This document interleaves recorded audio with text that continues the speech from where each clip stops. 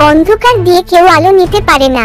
জঙ্গলের সকালে সবুজ জঙ্গল, নদীর পাশে ছোট কাঠের কুটি, প্রাণীরা খেলছে, বানর, হরিণ, টিয়া।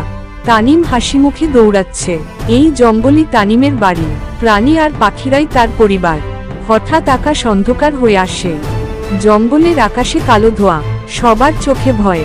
বৃদ্ধ বাঘ রাজা বলল, সেই আলোর শক্তি নষ্ট হচ্ছে, যদি সেটা নিভে যায় জঙ্গল মরে যাবে।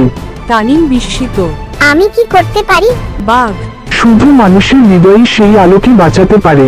তানিম বনের পথ ধরে হাঁটছে, পাতার ফাঁক দিয়ে সূর্যের আলো, চারদিকে রহস্যময় শব্দ। হঠাৎ এক বিশাল সাপ পথ আটকায়। সাপ, ফিরে যাও ছেলে, আলো হারালে অন্ধকারই শাসন করবে। তানিম সাহসী ভাবে। যদি সব অন্ধকার হয়ে যায় আমি কোথায় ফিরবো? সাপ পথ ছেড়ে দেয়। বানর টিটু, পাখি রঙিলা, হরিণী মায়া দৌড়ে যোগ দেয়। টিটু, তুই একা যাবি ভাবলি কেন? রঙিলা, আমরা সবাই একসাথে লড়বো। বন্ধুত্ব, হাসি, মজার মুহূর্ত।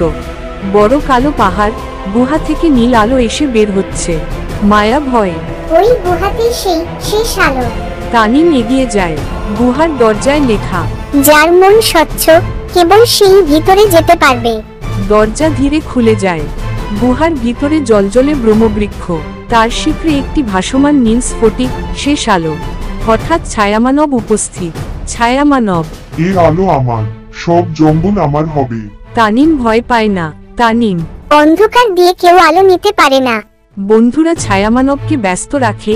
তানিম স্ফটিক ছুঁয়ে ফিসফিস করে, এই জঙ্গলই আমার পরিবার, ওদের বাঁচাও। স্ফটিক আলো ছড়ায়। ছায়ামানব বিলীন হয়ে যায়। জঙ্গল জলজলে সবুজ আলো ফিরে পায়। গাছেরা নতুন করে বেড়ে ওঠে। বাঘ রাজা গর্বিতভাবে তানিমকে দেখে। বাঘ, তুই জঙ্গলকে বাঁচালি, কারণ তোকে মানুষ বানিয়েছে ভালোবাসা।